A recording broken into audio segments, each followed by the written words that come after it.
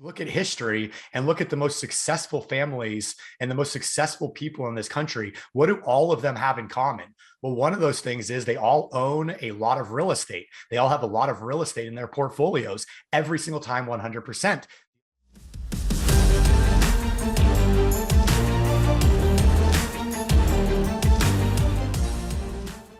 All right, welcome to the Wealth Webinar. I'm Stephen Nagy, filling in for Chris Naugle today, and we are joined with our special guest, Mr. Money Mentor himself, Mr. Devin Burr. How are you, Devin?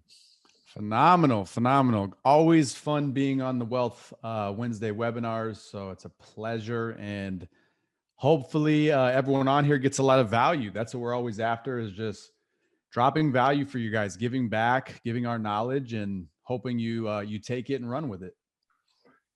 Yeah, so today is going to be all about real estate more than anything. So real estate, why real estate, different types of real estate in this market right now, opportunities coming up in real estate, and more importantly, how real estate works with the infinite banking concept and how you can use your money multiplier policies to start creating additional income and building wealth multiple ways.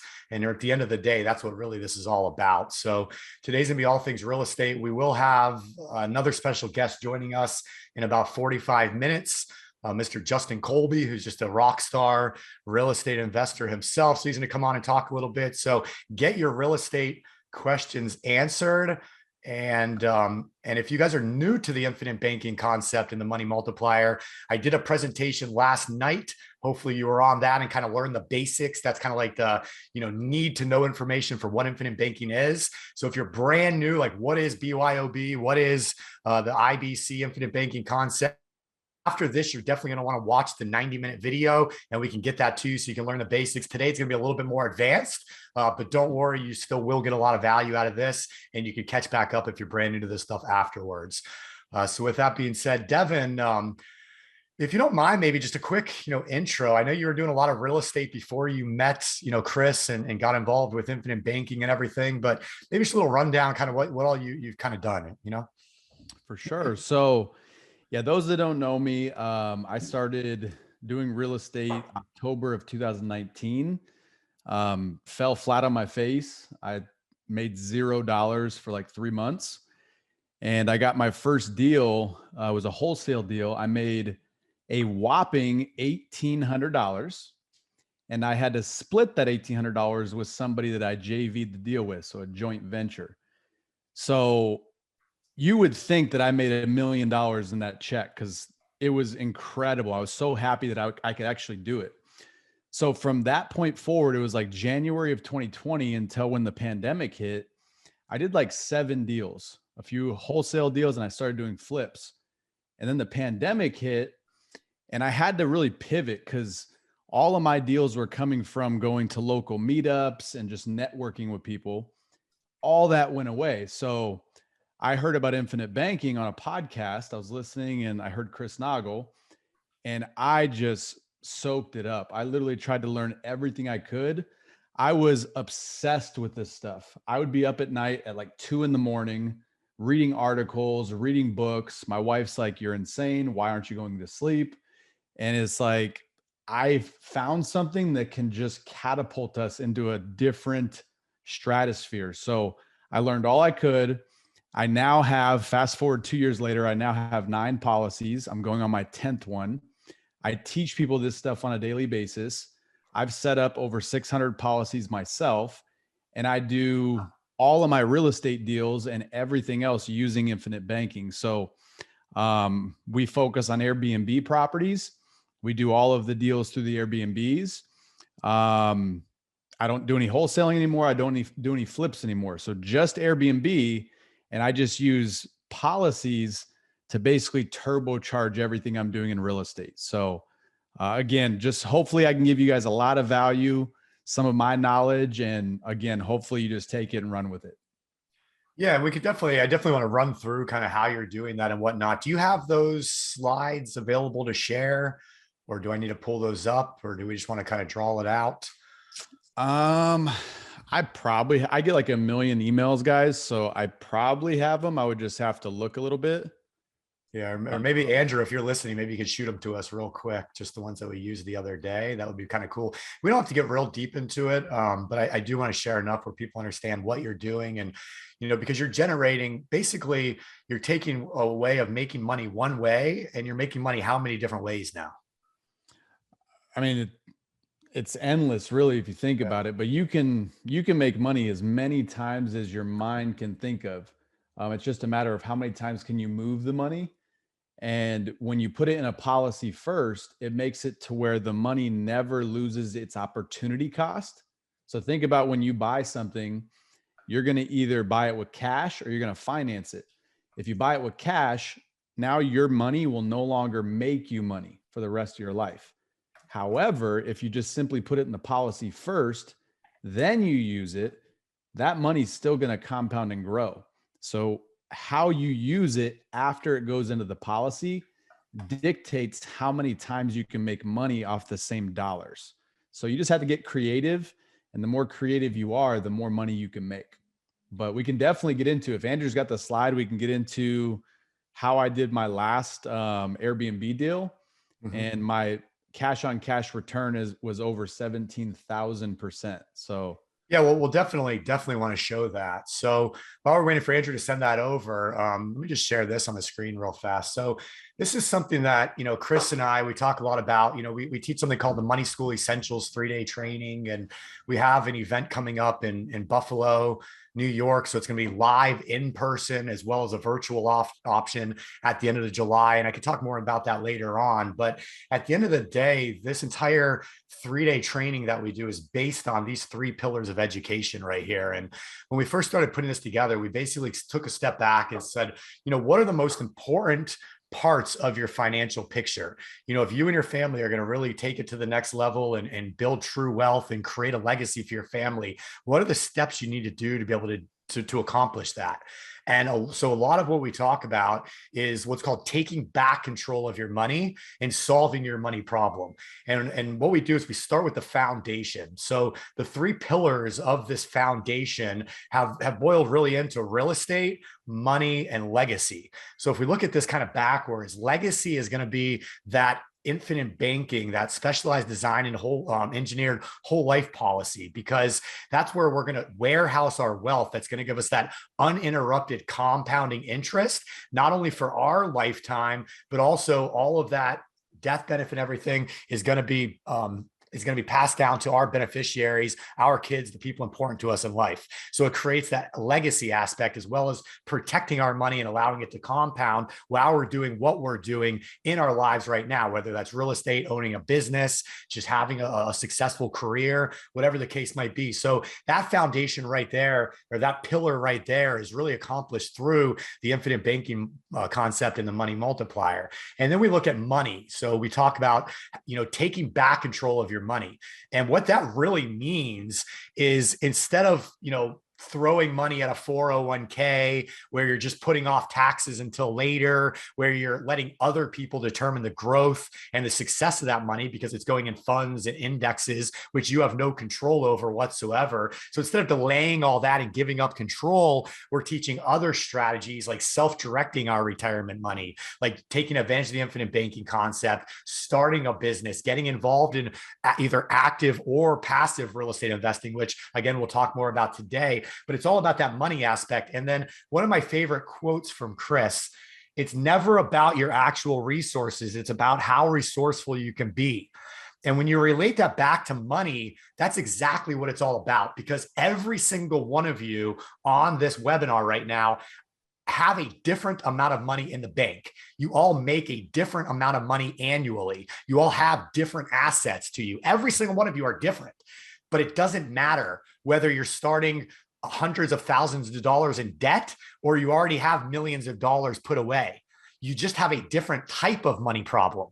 Because if you're starting with all of this debt, or you're barely getting by living paycheck to paycheck, well, we need to figure out how we can clear up some of those expenses and income, which we do with the infinite banking concept, the expenses and debts, and turn those into income and assets, or how we can start building on that to create that future for you. Or if you have millions of dollars in the bank, well, what do you do to continue to grow that, to outpace inflation while taking on less risk and protecting your money over the long time? So it's just a different type of money problem. But no matter where you're starting right now, it's just a different strategy that you're going to follow. But at the end of the day, real estate is going to allow you to accomplish, no matter which one of those money problems you have, real estate's going to give you solutions for a lot of those problems. So just as an example, if you're in a lot of debt, or you're barely scraping by, or you're just looking at doing something different to improve your financial situation, well, guess what? How many people do you know personally, Devin, that real estate wholesaling has taken them out of a rut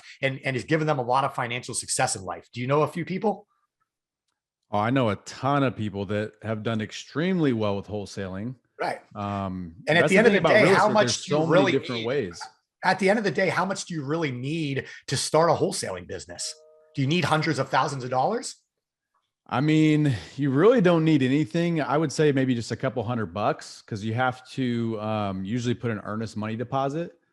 But you can make that for $100, $200, something like that. So you don't need a lot of money. You just have to be resourceful, like you were saying, and know where to find deals. And then once you find a deal, how to find the actual end buyers. So Right.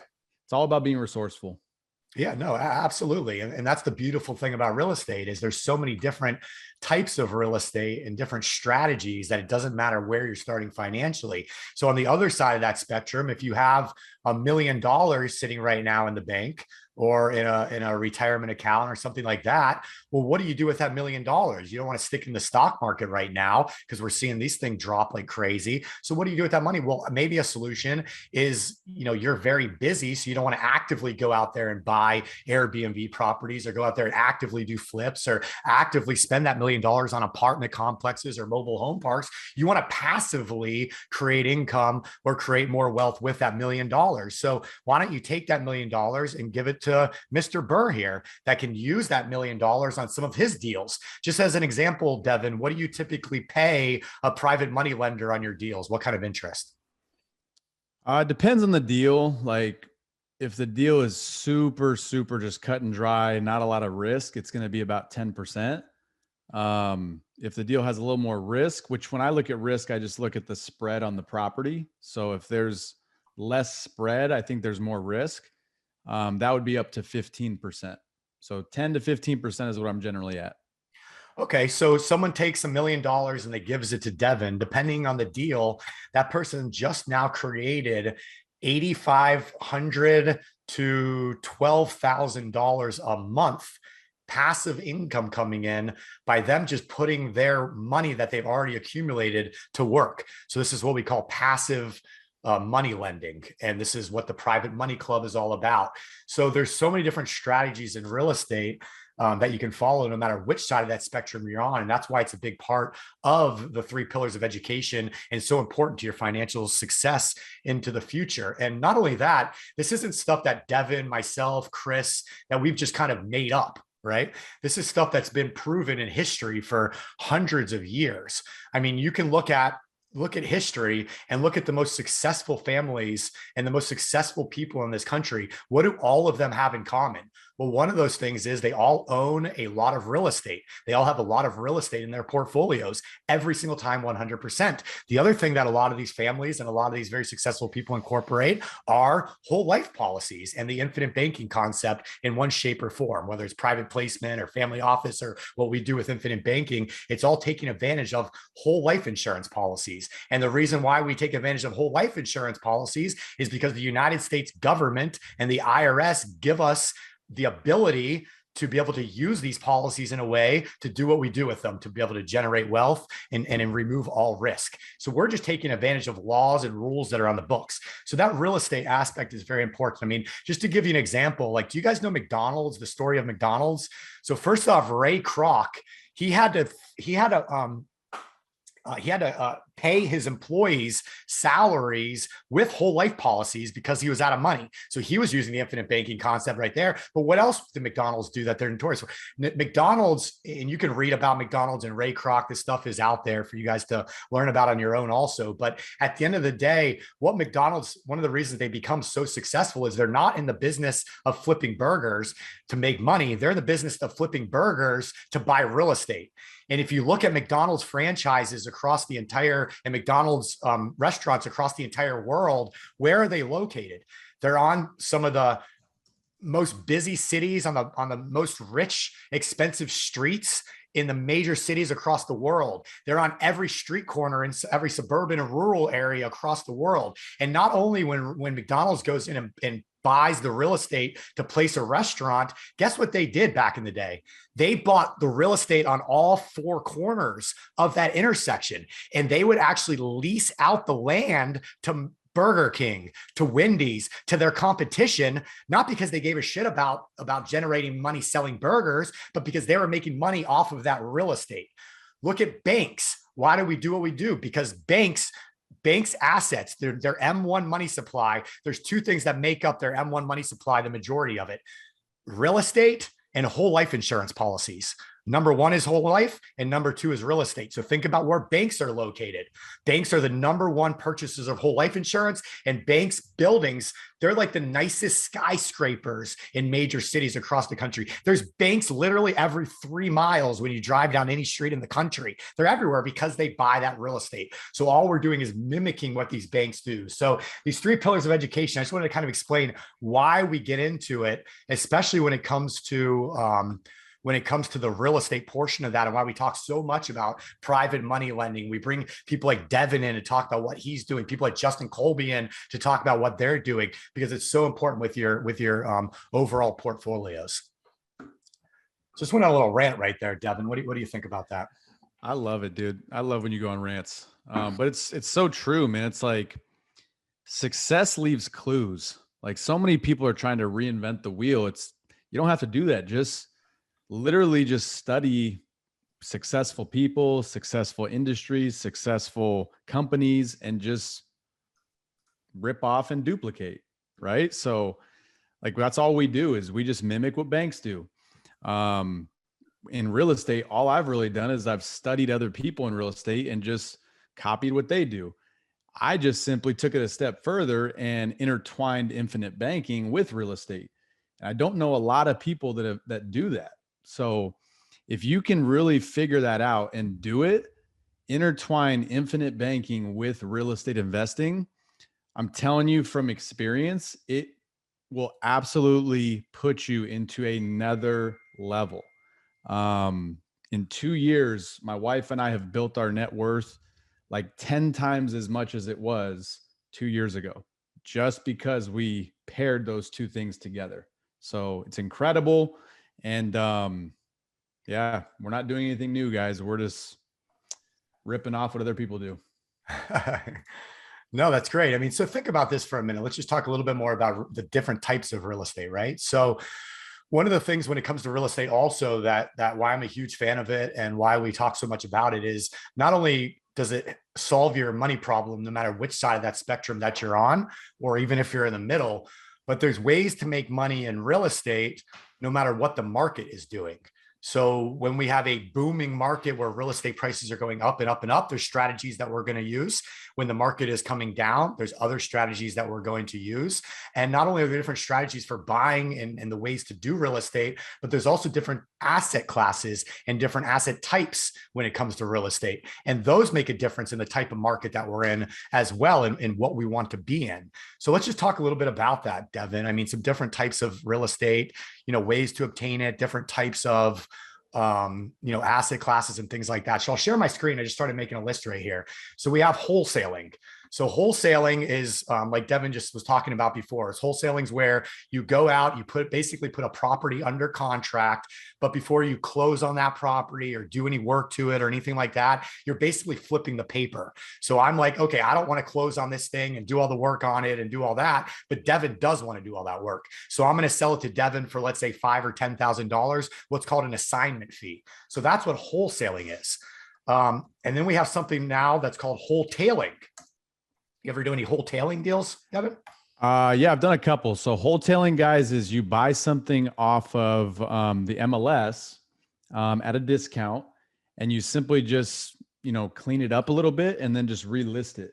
So we actually made, right when the pandemic hit, there was a property that someone was selling off. It was an Airbnb. Hindsight's 2020. I wish we would have kept it. but no one really knew what Airbnbs were going to do. There was a lot of uncertainty. So we bought it and then just cleaned it up a little bit. I think we spent maybe $5,000, and then we just relisted it and made 30,000. So there's so many ways. There's that. There's rental arbitrage, which is basically you just rent a place and then you turn that place into an Airbnb. So you have to get obviously permission from the landlord, but you get insurance in place so that if anything happens to the property, your insurance covers it. And you just buy all the furniture, buy all the silverware, the cups, the plates, anything and everything you would need in an Airbnb. You purchase that, put it into the property, and then just Airbnb that property. So let's say you're renting it for $2,000, but Airbnb income, you pull in $10,000. You just made $8,000 and you don't own the property. So that's another great way. You could house hack, where you buy a multi-unit, you live in one unit, rent out the other ones. Now you've got that rent paying for your mortgage. There is multifamily investing. There is note investing. There's subject to. There is a million ways to skin a cat. I think the best thing to do is to find the method that just jives with you and double down on it. Don't try to do everything. That's why I only focus on Airbnbs now, because I used to try to do everything. I would do some wholesaling. I've done subject to, I've done wholetailing, I've done flips. Airbnb just makes more sense for me. So I stick to that, double down on that so that I'm an expert at that. Instead of being a jack of all trades, I'm an expert at one. So find out what makes the most sense to you, double down on it, and just become an expert. Yeah, absolutely. And there's nothing, I agree with you 100%. Become very, very good at what you do. But at the same time, I'll also say I do believe it's important to understand the other strategies and other techniques, because every deal in real estate that you go into is going to be a little bit different. And, what might work on one deal might not work on another deal. And if you're only looking at it from one angle, you might pass up on a deal that you could have made money on by maybe wholesaling it or wholetailing it, even though you didn't want to handle the rest of the work, where instead of just passing on it and saying it doesn't fit within my mold, let me see how I can still make money on that deal. And so that's why I think it's still important to kind of understand, but especially when you're getting started though, Devin, I agree 100%. Focus on one thing and get very, very good at that. And if I had to say one thing that you could get good at when you're getting into active real estate and really learning the business, is sales and communication. I would say that's one of the most important skills you can learn, because if you can learn how to negotiate and communicate and talk with people, you can really learn what their problem is. And at the end of the day, a successful real estate investor is simply solving other people's problems and providing solutions to those problems. And if you can create enough of those win-win situations, you'll be a very, very successful real estate investor. And so the wholetailing is one of those strategies. Airbnb arbitrage. You know anybody doing that, Devin? Yes, that's what I was kind of referring to as the rental arbitrage, Airbnb arbitrage, Gotcha, tomato. So yeah. I think that's a great way to start, because you don't need a lot of capital. It Realistically, reminds me a lot of like wholesaling, but in the Airbnb market, Yeah. And you could realistically do a deal like that just off of like a credit card. Rule of thumb, what I've found with Airbnbs, guys, is that to furnish the property, it's going to take whatever the square footage is. If you put a zero at the end, that's about what it's going to cost. So if you have a 2,000 square foot house, put a zero at the end, it's going to cost about $20,000. And that's to get everything: beds, couch, wall art, toys for kids. Like, we get Xboxes in each one of our houses. We do cornhole in the backyard. We do a grill. We do literally everything you have at your house is probably what you need at the Airbnb. So square footage, put a zero at the end. That's what it's going to cost. So if you've got a decent sized credit card, you could just use your credit card to do that, and then pay off your credit card using the actual cash flow. Once that's paid off, just rinse and repeat. Mm-hmm. Yeah, I mean, and there's so many different little strategies like that that you kind of learn, over time, and you can start implementing in your business to do more and more deals. One of the big things as an active real estate investor is you run into where you're doing so many deals, excuse me, where you're doing so many deals and all of a sudden the bank stops funding you, right? You start running into trouble with getting financing. And that's where you kind of run into, well, I got to slow down my business, or I got to stop doing as many deals so I can wait on the banks. And that goes back to that original quote we talked about with, it's not about your actual resources, it's how resourceful you can be. So have you ran into that problem in your business, Devin, where you kind of, the banks were stopped lending to you? Is that one of the reasons you went towards private money, or what are the reasons you kind of went towards private money, would you say? No, I don't have any problems with the bank lending me money because we go through my wife. She's W-2, super bankable. So W-2s are generally just a pay stub and a W-2 you have to provide. And she's got great credit. We don't have a lot of debt, so we don't go out and buy Ferraris and finance them and buy dumb stuff. So our debt to income ratio is low. The reason I started using private money is because when I fix up properties, I'm doing it with short-term money. I'm not buying it from like a mortgage lender up front. I'm buying it from a hard money lender. So that's higher interest, but they don't look at me personally. They look at the asset. So they'll lend based on the property. So I'll buy it with hard money and then I'll renovate it with private money. I do that because I don't want to use my own money. If I use my money, I'm limited on one, how many deals I can do, and two, the amount of return I get, because all of my money's in the deal, my returns are going to be lower. So I just try to use other people's money as often as possible, which is really why I think that real estate is probably the best vehicle to build wealth, because you don't have to use your money. I've done deals where I've literally used $0 of my own money, not one penny. And if you make just $1 off that property, you have an infinite return. So it just makes sense to use that leverage.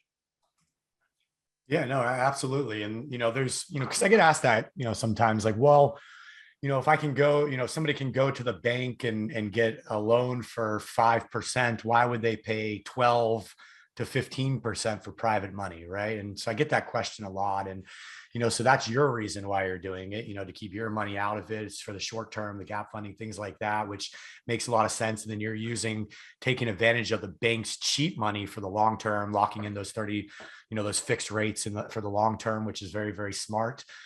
Chris, Chris and I have talked a lot, and one of the reasons he went to private money when they were doing, lots and lots and lots of flips in their business was because the banks eventually you just get to that debt to income ratio where they don't want to lend you anymore. You're already overextended. They're already lending you so much, and, you're doing multiple homes at the same time, and they finally just say no. So at that point, a lot of times real estate investors are forced to go over to the private market and start doing hard money and private money and things of that nature. Some of our larger investors, we have that do larger projects. So for instance, we just did a raise in the private money club. It was a $10 million raise for a new home development rental community that's being built right now from the ground up. And he's willing to pay anywhere from 12 to 18% for that money. And he has access to bank money all day at 6%. So people are like, well, why is he paying double or triple for the private money through the private money club when he has the other financing secure? And for his case, it's just the ease of money. It's very easy to get private money, and he can get it when he needs it. Because a lot of times with private money, you don't need private money for 5 years. You know what I mean? And a lot of times banks want to lend to you for 5 years or a longer period. They don't want to lend to you for 6 months and get their money back. And if they do, they want a whole lot of points on top of it, right? So what points are, guys, is just a 1 point is 1% of whatever is loaned out. So on $1 million, it's $10,000, whether or not that loan's paid back in a day or in 5 years, those points are still on that loan. A lot of times in private money, there's no points, or if they are, they're very small, maybe on the back end, something like that. So somebody's willing to pay a little bit higher interest to just use the money for the short term that they need it, maybe 6-8 months, maybe a year. So they don't have to pay the shorter interest, but for a longer period when they don't need that money. So there's a whole lot of reasons why private money is used by real estate investors. and all types of real estate investors, everybody from, Devin that's doing the Airbnbs up through these larger, developments and multi-million dollar projects like I'm talking about, and everything in between. And so the private money is very, very important when it comes to real estate investing. And that's where becoming a private money lender becomes so valuable, and why these borrowers, want to join things like the private money club and want to go out there and meet lenders, and because they need that money. So it again creates those win-win situations. If you have the money and you're just looking to grow your money, that's protected by a hard asset at a decent interest rate that's predictable and consistent, private lending is a great way to do that. And if you're actively going out there making the big bucks doing the active real estate, you need that private money to get to do more and more and more deals. So it creates those nice win-win situations that we always look for when it comes to business and when it comes to investing. You made a great point, Stephen. Like, private money is a great way to invest if you just want really just passive income where you don't have to do anything. Like, you can just give your money to someone and get a return based on a hard asset. Like, whenever I borrow private money, it's tied to an asset, it's tied to a property. And I am super, super conservative when I purchase properties. So there's always a lot of equity in the property. For instance, I have one right now that I bought for $520,000. I could literally wholesale it right now, not do a thing to it, for like 750. I got it really, really deep. Once it's done, it's going to be worth about 1.2. So there's not really that much risk, because if the market drops, it's still going to be in a good position with equity. So if you lend on the right kind of deals with the right people that have a track record, that know what they're doing, you've got a very low risk investment where you don't have to do anything. You just get checks in the mail. I'm literally writing checks. Here's one right here. This one is to one of my investors. Not sure if you can see it. It's $1,250. So this one I have to send out today. This is just $1,250 that they get every month from me while the property is actually being, while it's under construction and while we're actually getting it up to snub. So that's easy money. And I've got other investors, one where I'm sending $1,800 a month, just sending them money every single month. So super easy. People always ask me why I don't do it.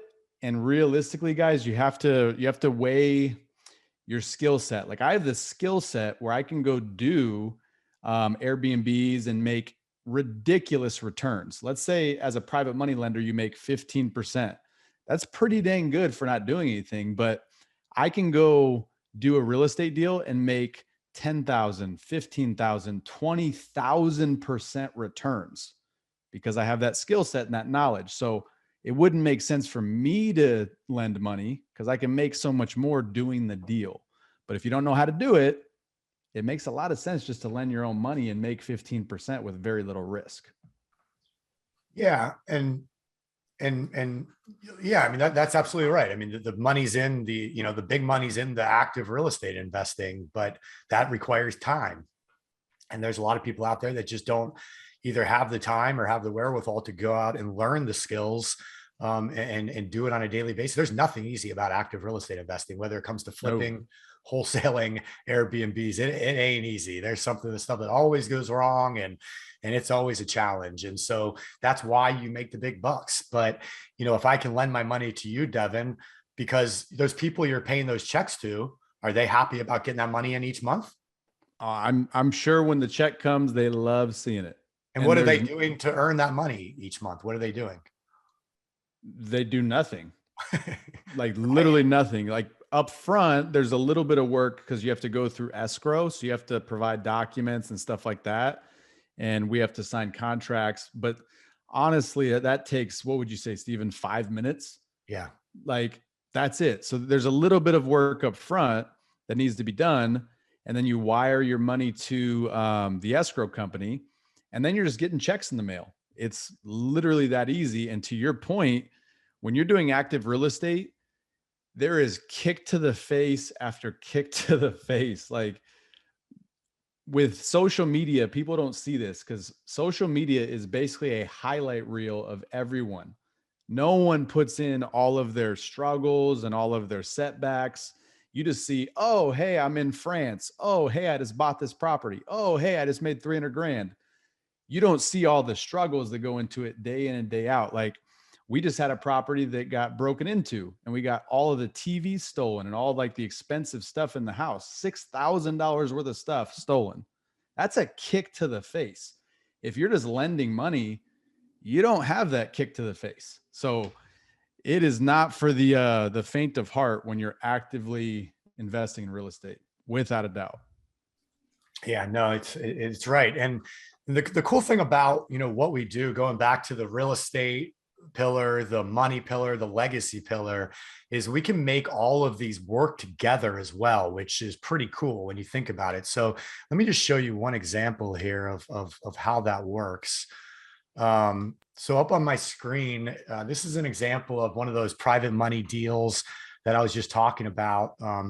But here's what we're doing. So when I say I'm lending my money to Devin and he's paying me 12%, let's just say 12%, we'll take the average, right? He's paying me 12% annual returns on my money. Well, what that means is that's 12%. The interest payments are going to come in monthly. So that's basically 1% a month that you have coming in passively. So it creates a nice income, but 12%, while it's a nice, consistent, predictable return, 12% is a very good return when it comes to investing, especially passive investing. It's not necessarily going to make you rich or get you super, super excited, right? But what if I can show you how to do nothing different and make 44% on that exact same deal? Does that sound a little bit better? Would you rather make 12% or 44%, Devin? I'm not really a numbers guy, but I think 44 is better than 12. So here's the thing is all we're going to do here to accomplish this is we're going to take advantage of the infinite banking concept. We're going to change where our money is going first. So instead of this money that I'm lending to Devin coming from my savings account or my checking account or my business account, it's going to come from my own personal banking account, my own personal bank, which is my money multiplier policy account. Okay. So let me show you how this works. So this was a policy that was a 41-year-old. And what they did is they decided in the 8th year of this policy, they were going to do a private money loan.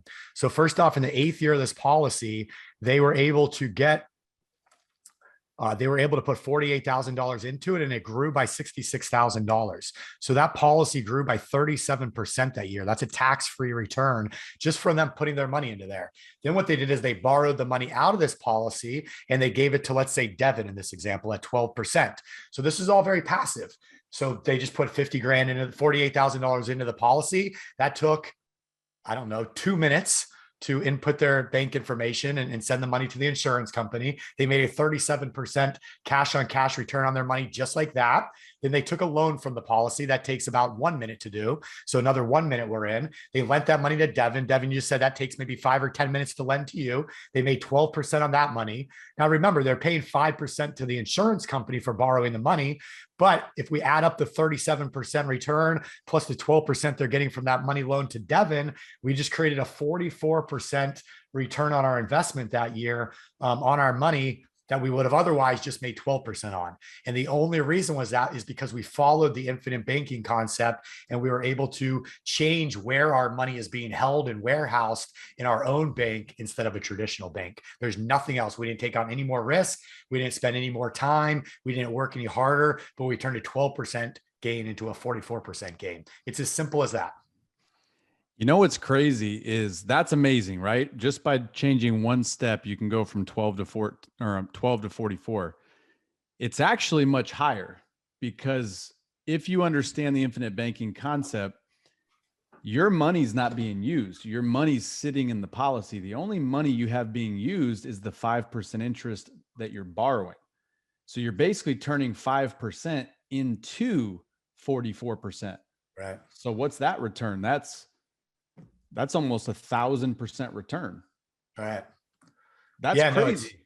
No, it really is. And just to show you guys just one more example of really how easy this really is. I mean, so this is what we call like the circle of moving money when you're using your money multiplier policy to invest. So just to show you, I mean, the money starts in the money multiplier policy. We take the loan, it goes into what we call a segregated bank account. So the segregated bank account, again, is just a separate checking account that we use in conjunction with our infinite banking policy, just for accounting and tracking purposes and to keep up with what the money's doing. So the loan comes from there into that segregated account, and then immediately, in this case, goes out to that private money loan based on a piece of real estate. In this case, we found the deal using the private money club, which I'll show you guys in just a second. Then the deal in that private money club, like we've been talking about, sends out those monthly interest payments to the investor, like Devin was just showing a second ago. So that money goes back into my segregated bank account. And from there, I keep the spread. So any of those profits from that 3 to 4% I was paying to borrow the money to the 12 to 15% that Devin's paying more, that's all profit right there. And then the leftover spread just goes right back into the policy. So I can do it over and over and over and over again. And again, we're not even using our money right there. We're just borrowing it out. So those returns really become very, very powerful. So just a quick, simple explanation of the circle of how that works. Hey, Devin, did you by chance get that slide that shows some of that other stuff? And while you're pulling that up, let me just answer a couple of these questions. So Mark's asking, is it better to do the loan against the policy versus bank leverage? So Marcus, if you're asking about like collateralized line of credit at the bank versus a policy loan directly from the insurance company, it's really preference. The pros to a collateralized loan at a bank are you might get a little bit better interest rate. I think they're still doing between maybe the 3.5%. Now that could creep up as rates start to creep up, but right now the insurance companies are 4 to 5%. So you might save a little bit right there. Also, if you have multiple policies, it might be easier to consolidate 5, 6, 7, 8, 9, 10 policies into one line of credit, especially if you're used to using HELOCs and business lines of credit and things. It might already be easy for you to do. So in that case, those are some pros. Some cons are you're kind of giving control back to the banks. They do require interest repayments on those collateralized line of credit at the bank. So you do have terms on that thing, where a loan from the insurance company, there's no terms. So you don't have to pay those loans back, where the bank loans, you do have to pay them back on a monthly basis. So there's no right or wrong answer right there, just some different pros and cons of things that we can talk about. So Devin, before we share that screen and we dive into it, I see Justin popped up here. So I know we got Justin just for a few minutes. So we got JC in the house. Bring Justin yo. on. What's up, brother? What's happening, peeps? How are you? Dude, how do I get my head looking that good? Like, do I got to shave this dome? And well, let's talk. Do you wax it up? Like, do you shine it up? I do. And you're That's lucky incredible. I don't have a white t-shirt on, because if I have a white t-shirt, the Mr. Clean comes out, and then it gets serious. See, I stole Justin though, Devin. See, he was hanging out with you in Arizona. Now I got him in South Florida with me. So 100%. But I'm loving the background, Justin. I remember when COVID first hit and we were doing some different events and things virtually for the first time on Zooms. You were like trying to figure out, do I have a window behind me? What's the light look like? And then you brought in the cool Jordan and Muhammad Ali or whatever it was, and those cool posters and stuff. And now you're all high tech and virtual looking. So the evolution of the COVID Zoom trainings, right? It's going. There's always a different look, man. You can't stay stagnant. So a lot of you guys know Justin. He's been on our Money School Essentials trainings. He's done some of our Money School TV coachings with us. And Justin's a rock star real estate investor. But Justin, share a little bit more, if you don't mind, just kind of, what you're doing or what you got going in real estate or that kind of thing, if you don't mind. Yeah, I've been flipping homes for 15 years and started in Phoenix, Arizona, lived there for the last 12 years. And I just recently moved to Miami. So now I'm here with Miami with my wife and kid. But I am still doing deals in Phoenix and now more nationally. So I have done almost 2,000 transactions over the last 15 years. I flip homes, I wholesale homes, I hotel homes, I buy for long-term rentals. This year, I'm going to take a page out of Mr. Burr's last name, and I'm going to start buying some Airbnbs actually. And in fact, I'm trying to stay in one of his. He won't even let me stay in his Airbnb in Scottsdale, for God's sakes. But yeah, so, I've done a lot. And one of the things that I try to make an impact on is helping people understand what you guys are doing is about financing. or finance is, right? I think it's a very much an undereducated space in our world. It's sad. So I love everything, you two and Naugle and everyone are, educating, whether young or old, just understanding finances better, right? I think there's so much I've learned in the last 15 years. So for me, it's about really encouraging people to use those finances in a way that can help them make more money, right? Compounding interest is the number one key to everything. But if you have money, how is your money making more money actively, right? And so for me, it's all about real estate. I myself actually have a policy. I have 3 policies, as a matter of fact, because I understand I'm going to diversify where my money is, right? And so real estate being the same, right? You can be a lender. You can borrow money in these things. And quite honestly, you can flip, you can buy and hold. I bought 14 rentals, long-term rentals last year without a single dollar of my own, not one. It's because I understand the concepts you guys are talking about, right? I know how to build wealth. I know how to borrow money. I know where to find the money. I know how to put my money somewhere that is making me money. And so that's my mission, is to help people become dynamic real estate investors, understanding real estate, but not just being in real estate as a one-trick pony, right? Buying in long-term rentals, perfect, fine, do it. But you also have Airbnbs, you can be flipping properties, you can be lending. There's a lot of verticals there. Yeah, we talked a lot about that, before you hopped on here, and all the different areas and strategies in real estate and different ways to do it, active and passive. And obviously, like you said, we're real heavy on the money side of all of it, right? So, using the policy in conjunction with private money lending to duplicate what you're already doing and build wealth multiple ways and things of that nature. And that's where we really come in and are very strong. We're providing the platform through Private Money Club, where people can meet people like you and Devin to lend their money to and passively invest. But, on the other side of the coin, we do have a lot of, clients and students and friends and members that, they follow us and they love the idea of passive income, but they might be at a point in life where, they want to actively go out there and generate those better returns and generate those bigger, 20, 30, 40, $50,000 paydays and start acquiring actual rental properties and Airbnbs that they can have for the long term and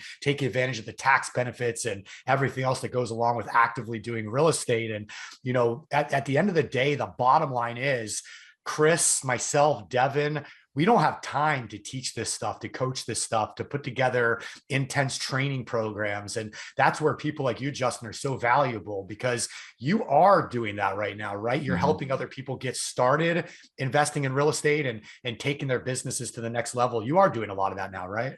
Yeah, I've impacted thousands over my years and spoken on a lot of stages, but I do coach, and I personally coach. This isn't something where I coach people and then Fred, the coach, is now your coach. No. I actually coach people to be able to not only just get into the space of real estate investing, but then how to figure out the transactional business to make it make wealth for you as well, right? There's a lot of people out there that transactionally might make a lot of money, wholesaling and flipping, but they haven't figured out the missing key, the ingredient that converts into wealth building, right? So some of that is what you guys talk about and understanding how and where they should be putting their money. Some of that is buying rentals. Some of that is figuring out how to borrow more money so they can buy more because they may not have enough of their own. And then, what I love right now is this whole model of being able to go into a Airbnb model, which essentially is the burn model: buy, rehab, rent, refinance, and repeat. That model now goes into such a cash heavy transactional business, but is transactional in a different way. I just think there's so much diversity that you can do in the real estate space. So I try to teach individuals, whether they're just starting and trying to break in, which some are, and then also there's individuals that may be flourishing in the transactional space. And I try to let them understand there's a difference between thinking as a rich person and thinking as a wealthy person. And I got called out a couple of years ago by a mentor of mine, and it was like a punch to the gut. And he said, "Justin, you think like a rich person. You don't think like a wealthy person." And it crushed my soul. Like, it literally changed massive decisions in my life, because I make a lot of money and that's great, but my actions need to be speaking more of how to create more wealth than just create more money. And in real estate, everyone watches the HGTV shows and they look at the bought for 500, put 100,000 in, sold for $1 million. Well, it's not exactly that accurate, but they get caught up on this, transactional money, right? Well, that's great. And you should go make $1 million a year flipping homes. 100% you should. But you also should know what to do with the money when you make it, and then how to take that and have that money make you money, right? So for example, I just mentioned I have 3 whole life policies. How is that money making me money, right? A, compound interest, but then how do I borrow that money, get a loan from that money, continue to make interest on my money, and then go flip a home, make an extra 40 grand, repay my loan, get more money making me money. I mean, this is a pivotal thing that the rich people likely don't understand, right? Wealthy people do. Rich people probably don't. Rich people think, well, let me just go flip another home, which is not wrong. I'm not going to discount that, but they're not trying to get to that next level of what are the wealthy people doing, right? Long-term rentals is a totally different tax depreciating asset than a short-term Airbnb. They're taxed differently. In fact, there's a third in there called the vacation home. That's also taxed differently than a long-term and an Airbnb. And then there's this vacation home tax bracket, right? I don't need to get into all that, but my point being is that's how the wealthy people are thinking, right? And that's the type of people I like to educate in the real estate space specific.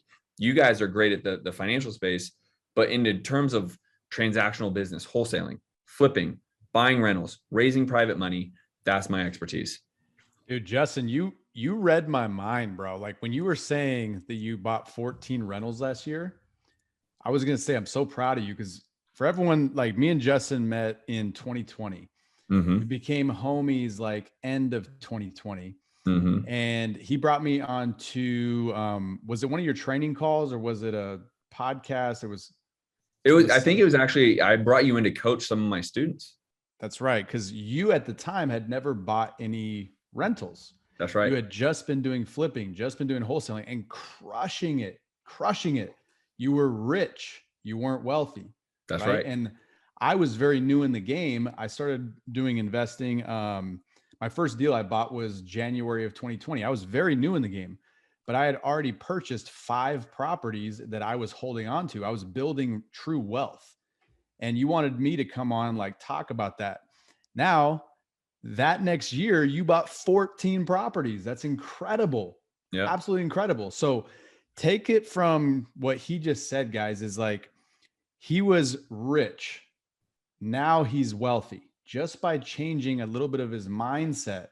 A lot of people don't even realize that there's a difference between the two, that a rich person is different than a wealthy person. Think about a professional athlete, millions and millions of dollars in these contracts, but they are not wealthy.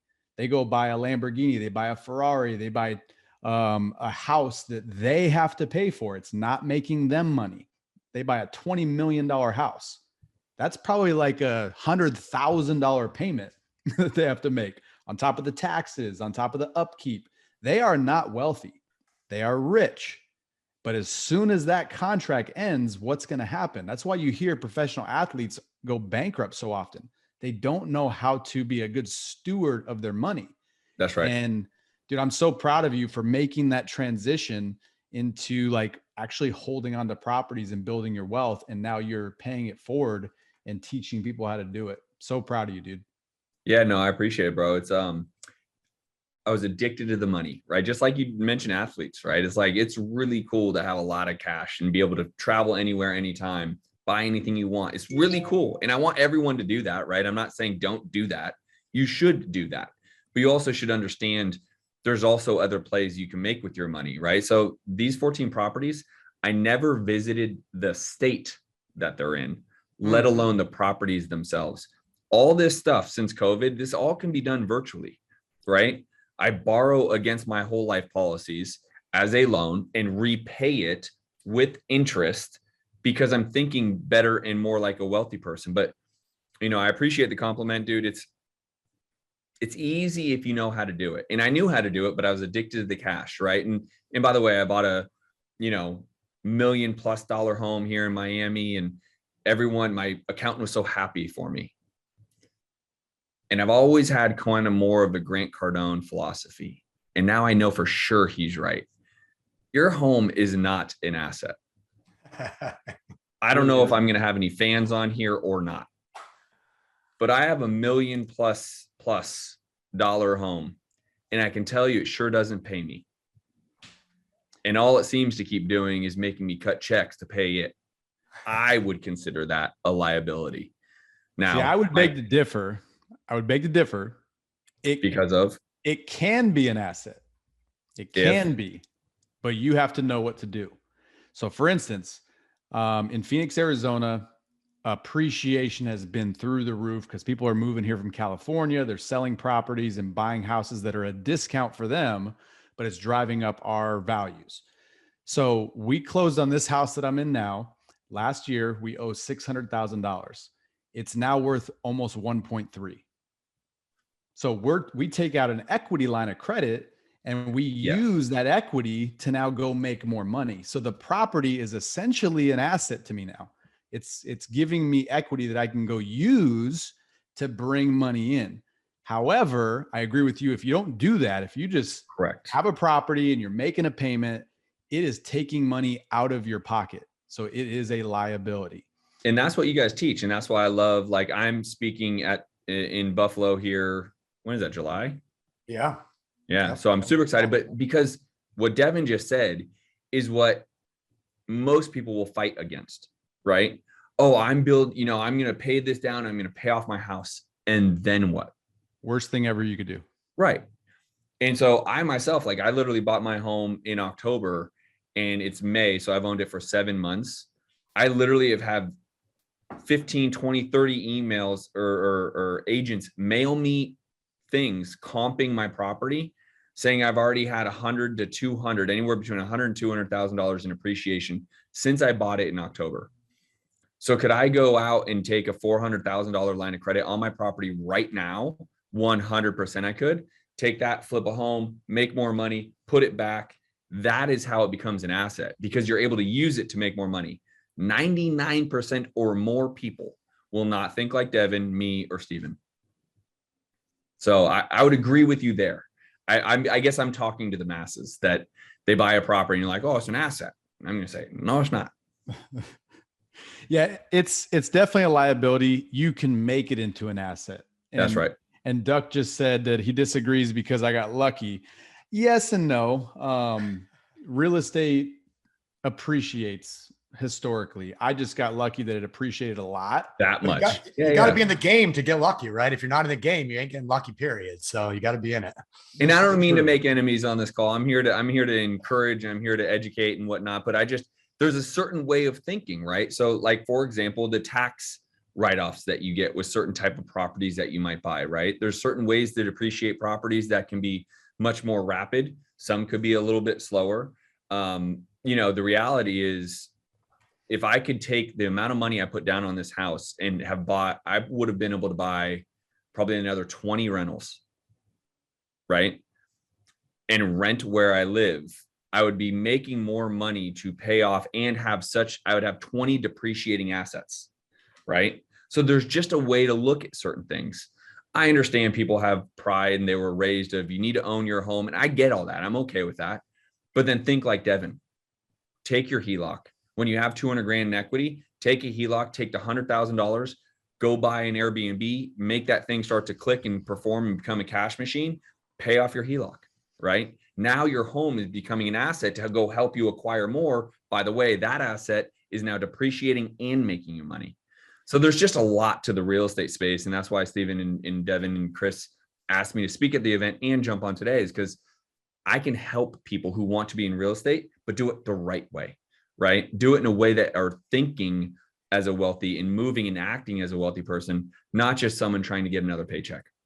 Yeah, man, I love that you're getting into that, the long-term aspect and the wealth side of things too, because I saw a good friend of mine that does a lot of real estate deals up in Ohio. And he said, would you agree that the number one regret of real estate flippers is not holding more of those properties? And it got me thinking, like, that's that wealth mindset. Like, they need to hold those things long-term. And at the end of the day, that's how you leverage and tap into that equity and build more and more wealth.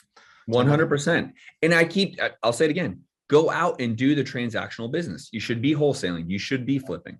It will make you millions of dollars if you do it right. But while doing that, Get yourself whole life policies, probably 1, 2, or 3, or 4, or 5. Devin, are you up to like 7? I don't know. You're insane. I've got 9 going on 10.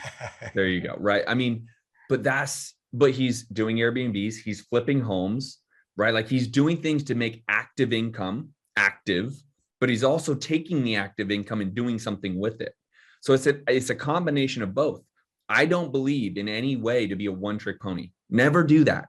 Don't rely on one thing ever. And I'm not just talking about income. I'm talking about, in my space of real estate investing, marketing strategies. Don't use one marketing strategy to find motivated sellers. Do multiple: cold calling, PPC, direct mail, buy from wholesalers, buy from agents, buy from the auction. Have strategy to find these deals, right? Same thing with your money. Don't just go out and do wholesaling. You should be buying and holding too, right? I mean, anyways, I didn't have much time today, but I'm going to rip it for you guys up in Buffalo. That's for sure. It'll be awesome. Yeah, I love it. So Sean has put the link in the chat box a couple of times, but Devin, myself, Justin, we'll all be in Buffalo at that event in person. So highly recommend coming to that if you're interested in any of the stuff that we're talking about here today, especially real estate investing. Also, if you want to get a hold of Justin prior to that event, Shauna did put a link for a bootstrap budget blueprint. Can you just tell us what that is, Justin? Yeah, it's really just about people trying to break into the space of real estate investing that, they don't maybe have a marketing budget. They don't really know where to start. I believe in 4 main pillars. And the first one's going to be your network. Your network, and Devin can speak to that, is a major, major foundation of you making any level of money. And leveraging your network is really kind of what the bootstrap budget blueprint really is to be able to understand you don't need a lot of money to be in real estate. And I bought 14 rentals, just so we're clear, with not a single dollar of my own. And in large part, that came from my network. I had people begging me, hey, can I lend you money? Can we partner on this? And finally, I'm like, well, here's an opportunity, right? And so the reality is that's what that's about. You can also just go follow me on Instagram, the Justin Colby. I give away a ton of content. I hope to see you guys all at Buffalo. That's the point. I really would love to do that. But if not, happy to help in any way I can. The Justin Colby on Instagram, Justin Colby on YouTube. Awesome, man. I love it. And somebody had asked, what would you say to a person starting over, wanting to get into real estate, has never owned real estate before? Sounds like you start with that blueprint. So it's perfect. Yeah. Your network's the #1 foundation. All right. Very good, man. Well, thanks for hopping on, Justin. Appreciate your time. Like always, look forward to seeing you in July in Buffalo. It'll be great. It'll be great to reconnect. J-Dog, miss you, homie. We got to connect soon. And we'll talk when I'm in Scottsdale. Actually, I'll be down in Miami this weekend. I'll give you a shout. Give me a text. Later, guys. See you, man. Peace. All right, Devin. All right, let's hop back into, or do we have any questions coming in from that we can answer real fast? Let me see. If I'm doing a house hack with an FHA loan for a 4-unit multifamily, what are the season requirements for the down payment? Should I put the down payment plus more into one of these policies? I mean, the short answer to that is, yeah, run as much money as you can through the policy. Why not? The seasoning requirements for the down payment, I don't know if I understand what that means. Yeah, because there's not going to be any seasoning requirements on down payment money, unless it's given to you. Like if it's borrowed money, you got to check with the lender. Yeah, FHA loans are a little more strict too. So they are. So, but FHA is only 3.5% down. So every 100 grand is only going to be $3,500. Right. But yeah, to your point, put as much as you can through policies. Like, guys, I have 9 policies. I'm about to start my 10th because as I have more money coming in and I pay down my policy loans, if they're all paid down and I've got more money just sitting in the bank, why would I just have it sitting in the bank? The bank is then going to take it and go make more money with it. So I might as well put it into a policy so I can take it and go make more money with it while it compounds and grows tax-free. So you really want to end up flowing. You want to get to a point where you're flowing all of your money through policies, every last dollar, so that it's protected against lawsuit and judgment in most states, guaranteed to grow. It'll never go down in value. You get a tax-free death benefit for your heirs, and you can leverage the money for whatever you want anytime with no questions asked, no financials, no credit checks, all that. So flow all your money through policies, every last dollar if you can. Yeah, I love it. All right. And then Somebody's just asking for your contact info in the Q&A you can put in later. But for now, you want to pull up that slide you had up a second ago. Let's get back into that. All right, guys. So this is an Airbnb property. What I did is I bought the property with hard money. So I didn't go to the bank and get a loan. I just have built relationships with hard money lenders. Hard money is basically just a company that'll lend based on the asset. So I just give them the address, give them the purchase price. They'll look up and see what the house is going to be worth once it's fixed up. And based on that, they'll lend on it. So they lent at 12% interest. It was a $725,000 purchase. And I figured it would take 4 months to do the deal. So the interest on that over 4 months would have been $29,000 that I would have had to pay to the hard money lender. The property's an Airbnb. It needed some renovation. As I was stating before, with Airbnbs, you have to buy furniture, you have to buy cups, silverware, you need to buy everything. So that was going to take about $60,000. So 60 grand I borrowed from a private lender, and that was going to cover the renovation and the furnishing. Again, I would need the money for 4 months. So I would end up paying $2,400 to the private money lender. So basically these two steps, this is what most real estate investors will do. They'll leverage other people's money, hard money, private money, to go do this deal. So if you add these two things up, I would have had to pay $31,400 in interest to do this deal.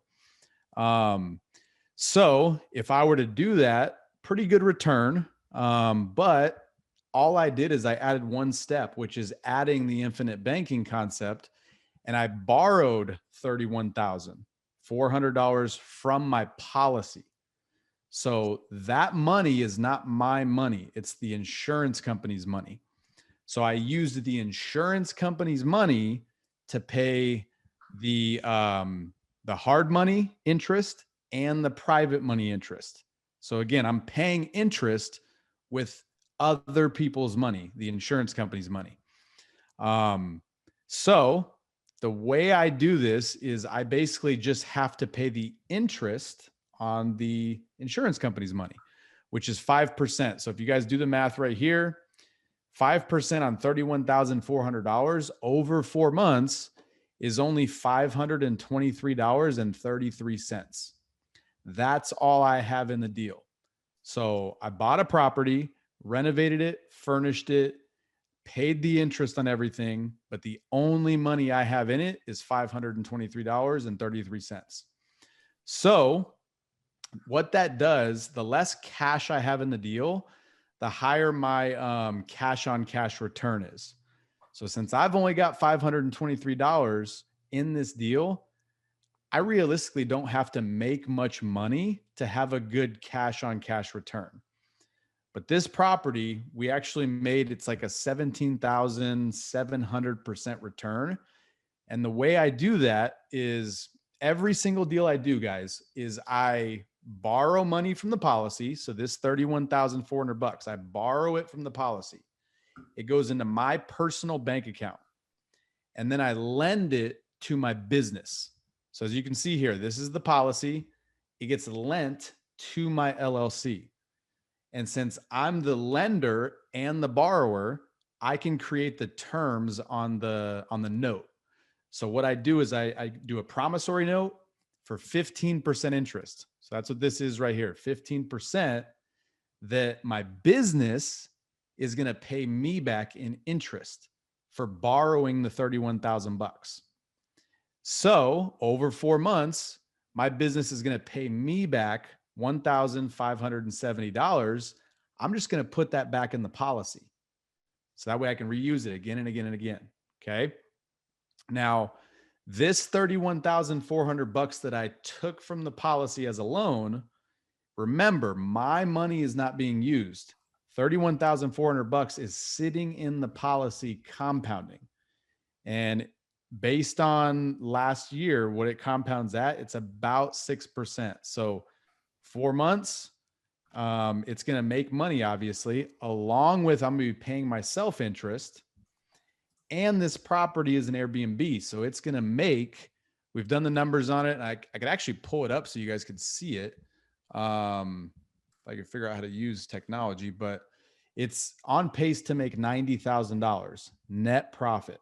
So that's after mortgages, that's after utilities, that's after cleaning fees, that's after landscaping. It'll make 90 grand. So I make 90. My business pays me back 1570. So that's a tax write-off. And the 31,400 in my policy is compounding and growing. So I'm making money 3 times on this deal. And I've only got $523.33 in the deal. So I think the total profit on this is like $93,000 and some change. So what I've essentially done by using leverage, by using other people's money, including the insurance company, is I have turned $523.33 into $93,000 and some change, which is it's over 17,000% of a cash on cash return. So might sound complicated, but I promise it's very, very easy once you start doing it. I do this with all of my deals and it's just clockwork now. It's really just moving money. That's really all it is. And using leverage, using other people's money. And that's a heck of a strategy. And at the end of the day, it's not that hard. I mean, you can, I mean, anybody can do that exact same thing. And I know several people are kind of mimicking you on this strategy, Devin, which is really cool to see. I love it. And you know how Justin said he's going to be doing the Burr method. If he's using my name, I should get some royalties, right? I would think so. I might have to talk to him about that one. Only seems fair. All right. So while they're putting in any questions, just kind of going back to, the different types of real estate and whatnot. So at the July event, so yesterday or Monday, I should say, we had a company on, Philanthro Investors, talking about turnkey rentals. So just to kind of expand a little bit, if you're looking at buying rentals but don't have a lot of time, these companies that help you go out there and find them and put the management and find the buyers and stuff like that are a pretty good option. But at the July event, we're going to have, I was just looking actually, so when it comes to commercial property, apartment complexes, mobile home parks, we're going to have some experts there talking about that. We'll have a couple of the partners on the new private fund at the July event. We'll be doing a segment on precious metals. So buying gold and silver in your portfolio. We're going to obviously talk a lot more about private lending. We will talk a little bit about business ownerships and using your policies in your businesses. We'll have some training on stocks and options. Kevin Shortell is going to be joining us talking about notes, and Spencer Montgomery is going to be joining us talking about crypto. So these are all just different ways that we can start investing and using our policies and putting our money to start developing and growing wealth. And that's what this July event in Buffalo is all about, is, hey, these are great ideas and I like this, but I need to know how to do it, how to implement this stuff. So that's why we hold these 2 and 3 day training, each of the details, exactly how to do it. Maybe a couple of questions. It looked like Mark asked, how do I track all those transactions, accounts, and transfers, et cetera? So I started off actually doing it myself. And I think you can do that once, if you've only got a couple things going on, a couple properties. But once I got to a point where I've got a lot of them and a lot of different policies and all that, it becomes too much to juggle. So I have a really good bookkeeper who just keeps all that tidy for me. So I think it's really important. That's like whenever you have a good team, right? You got to pay for a team. Like a bookkeeper costs money, but cool thing is the cost for the bookkeeper is a tax write-off. So helps me pay less taxes and just keeps everything in line so I don't have to do it. I love it. So, a lot of what we've talked about today has been based around using the infinite banking concept and especially designed policies. One of the drawbacks on those policies are you cannot use what's called qualified money to fund the policies or run qualified money through policies. So I just wanted to kind of bring that up real fast. So when we're looking at where our money is housed and money that we're lending out, there's typically maybe 4 different buckets of where your money can be. So what I mean by that is there's a cash bucket. So that's going to be at like a traditional bank, in your checking account or your business account, something like that. And then the second bucket might be lines of credit. So if you have like a HELOC, like you were talking about earlier, Devin, where you have all that equity in your home, you tap into that equity and you use that equity to put your money to work to make more money, right? So maybe some of your money's coming from that HELOC. What you're doing with a line of credit is leverage. And so we're leveraging what we already have into more. And that's one of the other beautiful things. Somebody mentioned that in the comments earlier, leverage. That's one of the beautiful things about real estate is I can leverage either my assets or my cash to obtain a lot more assets or cash. And the way we do that is just as a simple example, you guys were talking about a 3.5 down FHA loan earlier. I mean, I can go buy a $100,000 house right now that I want to flip for $3,500 down, leverage that $3,500 into 100,000 and sell that for 130,000 and make 30 grand off my 3,500. So that's what leverage is. So we're able to leverage cash. We're able to leverage the equity that we have through lines of credits and things like that. And then the other 2 buckets are going to be taking advantage of laws that are on the books. So number 1, we have retirement accounts. So 401ks, IRAs, SEPs, simples, things like that. You know, most people don't understand this, but you can take control of those retirement accounts and do what's called self-directed investing. So we work a lot with Horizon Trust Company to create these self-directed retirement accounts, but all that's doing is moving your retirement money from one place where it is now over to another place where you can control it. There's no taxes, there's no penalties for doing that, but you now have control of your retirement funds, and now you can lend them to Devin. You can go buy real estate, you can do rentals and things with your retirement funds. And the reason why you might want to do that is because you have an old 401k with a bunch of money in it. And if you pull that money out now, you're going to have to pay taxes and penalties and stuff. So maybe you just want to roll that over and control it and grow it in a way that you can control. But all we're doing with that bucket, those qualified funds, is we're taking advantage of tax laws. So the government tells us if we put money, for example, into a Roth IRA, that money is going to sit in that Roth IRA and grow through our investments completely tax-free. So if I have $100,000 in a Roth IRA and I make some good investments and I grow that to $1 million, I will never pay taxes on $900,000 of profit. So all we're doing is taking advantage. Again, when it looks to the wealth killers, inflation, volatility, and taxes are the top 3 wealth killers. So we're just eliminating the tax portion of those 3 wealth killers and taking advantage of qualified funds. And then the 4th bucket, the 4th and final bucket of where our money typically is. So we have the cash, we have the equity, home lines of credit, we have the retirement accounts. And then this 4th bucket is going to be our infinite banking policies. And again, the reason we run money through there is to take advantage of uninterrupted compounding returns, tax-free growth, and guaranteed growth within that policy. And the only reason we're able to do that is because of IRS rules and regulations, and the government allows us to do that as well. So whether it's Devin, whether it's me, whether it's any of you that are watching right now, we all have cash. Like that's what our money is. Whether you're trading your cash for real estate, whether you're trading your cash for precious metals, whether you're trading your cash for crypto, whether you're trading your cash for stocks, whatever it is, at the end of the day, it starts with that cash, right? So where is your cash coming from? Where is your cash running through? And then what types of investments is that cash going into? And that's what these 3-day events, these live training events and trainings, money school trainings that we do, this is what it's all about, is looking at where are you right now?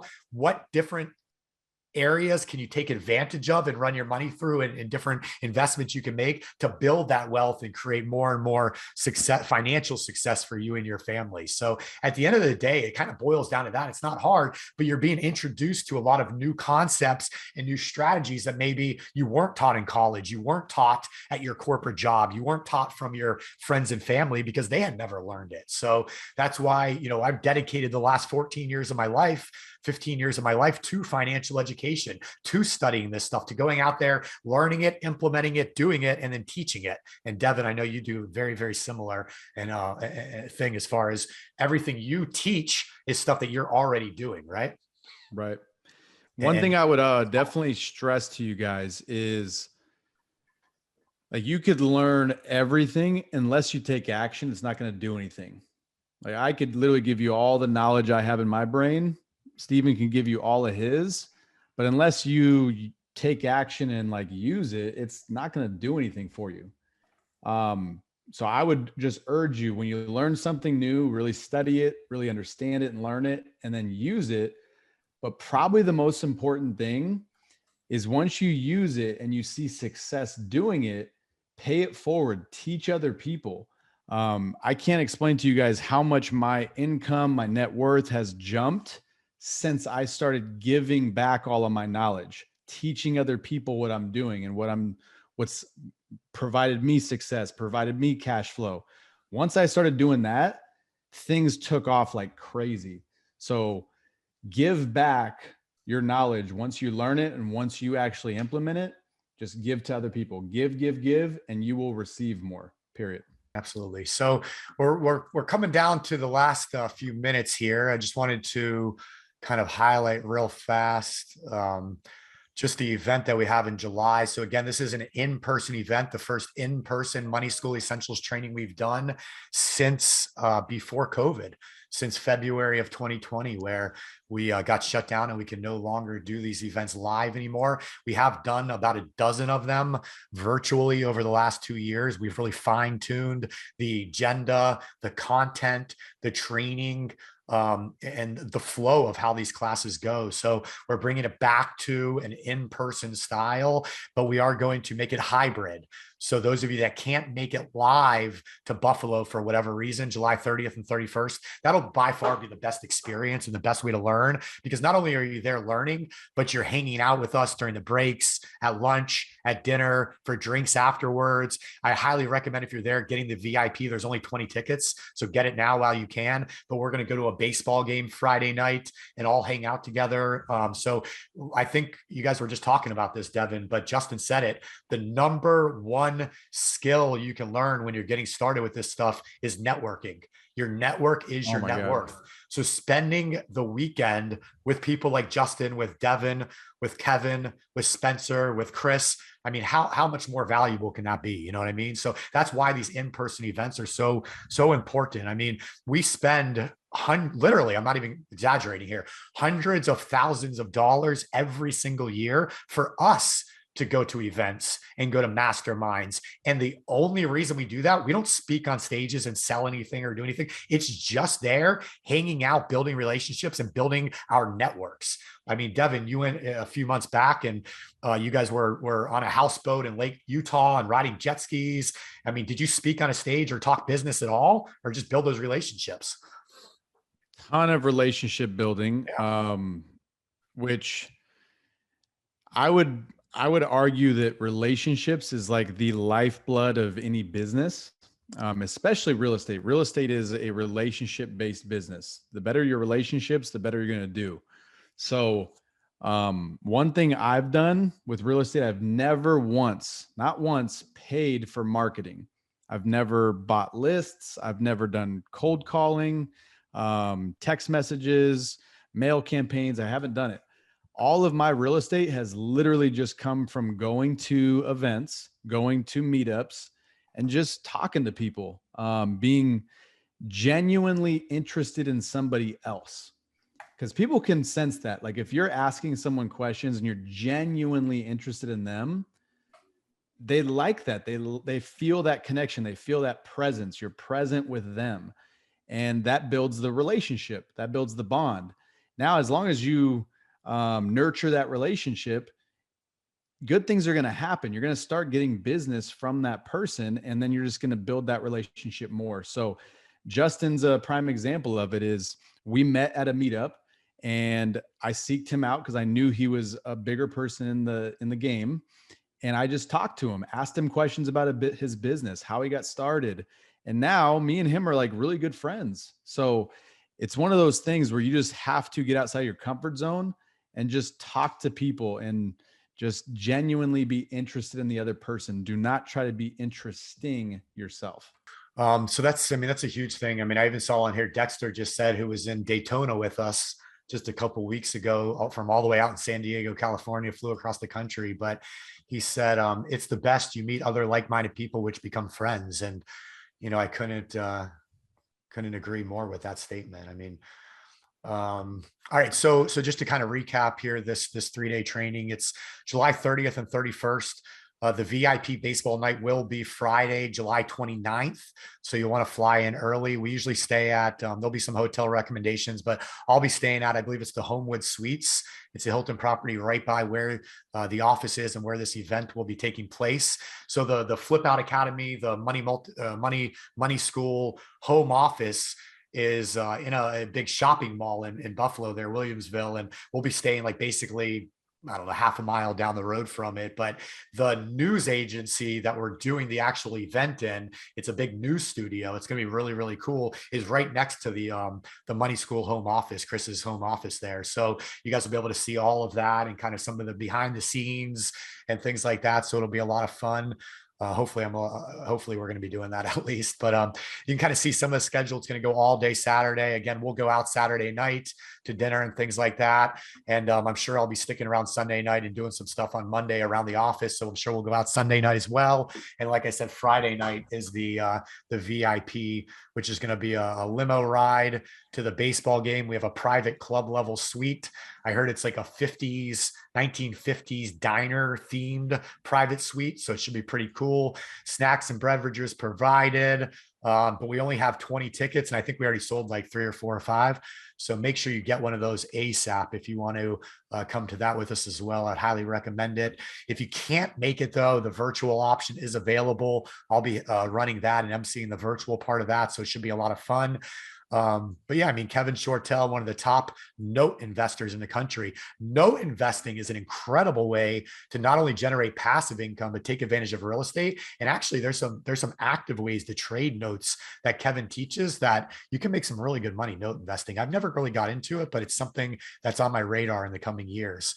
Of course, I'll be there. Devin will be there. Spencer's our go-to when it comes to crypto investing. He'll be there speaking and teaching for the weekend. Justin, like you just said, he'll be there. Greg Herleen, who's a unbelievable business guy, owns multiple funds, owns multiple businesses, the CEO and founder of Horizon Trust Company, and just an overall really good friend of ours and business partner. So can't wait to see Greg. He's always a lot of fun. So that's a guy, if you want to build one relationship, it's Mr. Greg Herleen. He actually is the one who personally introduced me to Chris Naugle in the first place. So if it wasn't for Greg, I might not even be on this webinar here today, which is pretty cool. But it goes to show you those relationships that I built with Greg many, many years ago led into the relationship that I now have with Chris and Brent, which now led into the relationship that I have with Devin and Justin and everybody else that you see on here. So it's just a snowball. And that's what that network we've been talking about is all about. So if you guys want to learn more, grab your seat, come to this site right here. It's moneyschoolrei.com/July-event.